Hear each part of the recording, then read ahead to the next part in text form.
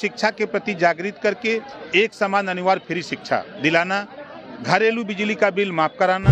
धरती और आकाश बदल सकता है लेकिन संविधान नहीं बदल सकता। ये तो ताकत है चंद्रशेखर जी की जिनकी चर्चा हो रही है।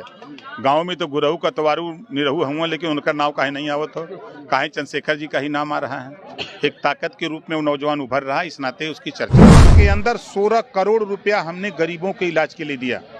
बाबा साहब डॉक्टर अम्बेडकर जी ने संविधान में वही व्यवस्था पूरे देश के लिए दिया है।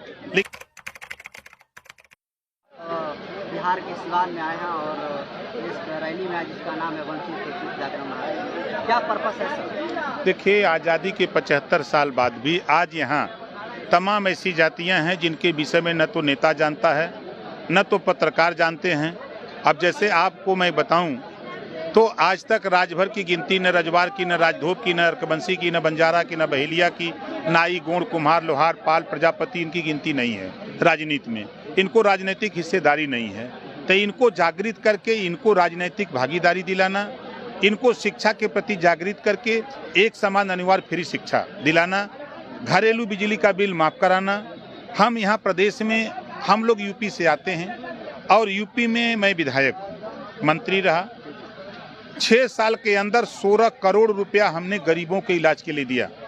बाबा साहब डॉक्टर अम्बेडकर जी ने संविधान में वही व्यवस्था पूरे देश के लिए दिया है, लेकिन यहाँ बिहार में ये गरीबों को जानकारी नहीं कि हमारे लिए इलाज के लिए पैसा जो बाबा साहब डॉक्टर अम्बेडकर ने संविधान में व्यवस्था दिया, वो व्यवस्था में जो पैसा है वो हम कहाँ जाता है, अभी गरीबों तक नहीं पहुँच पा रहा है। तो हमारी कोशिश हो रही है कि यहाँ राजनीतिक भागीदारी दिला करके पटना की राजधानी में हम अगली बार जो 2025 में चुनाव हो तो यहाँ से विधायक पैदा करके इन गरीबों का हक जो इलाज के लिए पैसा आता है इनको दिलाने का प्रयास करेंगे। सर, बिहार में जातिगत जनगणना शुरू है, ऐसे में आप चाहेंगे कि उत्तर प्रदेश में ये शुरू हो? हम माननीय नीतीश जी के इस फैसले का स्वागत करते हैं। हमारी पार्टी भी जातिवार जनगणना के पक्ष में है। जब तक जातियों की गिनती नहीं होगी तब तक जातियों को बराबर हक नहीं मिलेगा। बीजेपी में आप शामिल हुए हैं सर, क्या लगता है कि सर केंद्र लेवल पर भी जातीय जनगणना शुरू होनी चाहिए? देखिए, जितने लोग हम लोग साथ में हैं यूपी से, चाहे अपना दल हो, चाहे निषाद पार्टी हो, चाहे सुहेलदेव भारतीय समाज पार्टी हो, हम सब लोग पक्षधर हैं। धीरे धीरे हम लोग बात को माननीय प्रधानमंत्री जी को, गृह मंत्री जी को हम लोग इस बात से अवगत करा चुके हैं कि ये हम लोगों की डिमांड है, ये होना चाहिए। अगर गिनती नहीं होती है तो जातियों को हिस्सा नहीं मिल पा रहा है। सर, आप भाजपा में शामिल हैं तो क्या लगता है बहन कुमारी मायावती प्रधानमंत्री बनेंगी? देखिए, मेरा प्रयास था, बात को उन्होंने स्वीकार नहीं किया।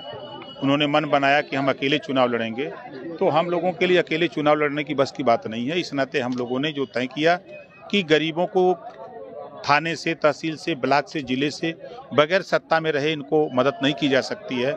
इस नाते हम लोग सत्ता की तरफ एनडीए में शामिल हुए। सर, आप जब भी मंचों पर जाते हैं भाजपा के खिलाफ बोलते हैं प्रखर रूप से, और भाजपा में आप शामिल हो गए। देखिए, जब चुनाव आता है ना तो ऐसे ऐसे तीर और बाण चलते हैं कि कैसे वोट मिल जाए। चुनाव बीत गया तो सब बात खत्म, जो जीता वो सिकंदर, जो हार गया अपने घर के अंदर। चंद्रशेखर आजाद के साथ सर आपकी जोड़ी देखी गई है, और ऐसे में मायावती के भतीजे आकाश आनंद जी कहें कि चंद्रशेखर कौन है नहीं पहचानता है, इस पर क्या आपकी प्रतिक्रिया है? ये तो ताकत है चंद्रशेखर जी की जिनकी चर्चा हो रही है। गांव में तो गुरहु कतवारू निरहु हुआ, लेकिन उनका नाम काहे नहीं आवत हो, काहे चंद्रशेखर जी का ही नाम आ रहा है। एक ताकत के रूप में वो नौजवान उभर रहा है, इस नाते उसकी चर्चा हो रही है। सर, एक आखिरी सवाल कि आपकी पार्टी उत्तर प्रदेश की है तो फिर आप बिहार में क्यों आ रहे हैं? चुनाव आयोग यहाँ पंजीकृत है पूरे देश में चुनाव लड़ने के लिए। ये बिहार कोई के बाप का बपौती ना है, ठीक है ना। यहाँ जो है राजभर, चौहान, बिंद, केवट, मल्लाह, पाल, प्रजापति, कुमार, नाई, गुण, धोबी, धरिकार, पासी, खटी, खेला, कुजरा, ये इन लोग के हिस्सा मिले तक काकर हम आई। सर, एक सवाल, रिजर्वेशन को आप मांग कर रहे हैं और बीजेपी जो है वो लगातार सरकारी संस्थानों को बेच रही है, प्राइवेटाइज कर रही है। नहीं, देखिए, हम तो प्राइवेट में भी रिजर्वेशन की बात करते हैं। हम जो प्राइवेट सेक्टर हो गए उसमें भी रिजर्वेशन की बात करते हैं। और देखिए, बाबा साहब डॉक्टर अम्बेडकर जी ने जो व्यवस्था दी है उसको कोई खत्म नहीं कर सकता है। ये तो विरोधी लोग बोल रहे हैं और लड़ नहीं रहे हैं। सच्चाई है कि लड़ नहीं रहे हैं। प्राइवेट सेक्टर में बीजेपी इसके खिलाफ है। अरे वो खिलाफ है, हम नहीं खिलाफ हैं। हम अपनी बात तो बुलंद कर रहे हैं। आखिरी सवाल बस, एक आर्थिक मामले के जो है सलाहकार है मोदी जी के, उनका नाम है विवेक ओबरॉय। उनका कहना है कि नया संविधान बनना चाहिए, संविधान को बदल देना चाहिए। धरती और आकाश बदल सकता है लेकिन संविधान नहीं बदल सकता है। ओपी रावत विरोध करेंगे ओपी राजवर्दी? सवाल नहीं है, संविधान बदलने की बात ही नहीं हो सकती। अगर तीन काम बिगाड़े तीन, अगर मगर लेकिन काम बिगाड़े तीन। चलिए बहुत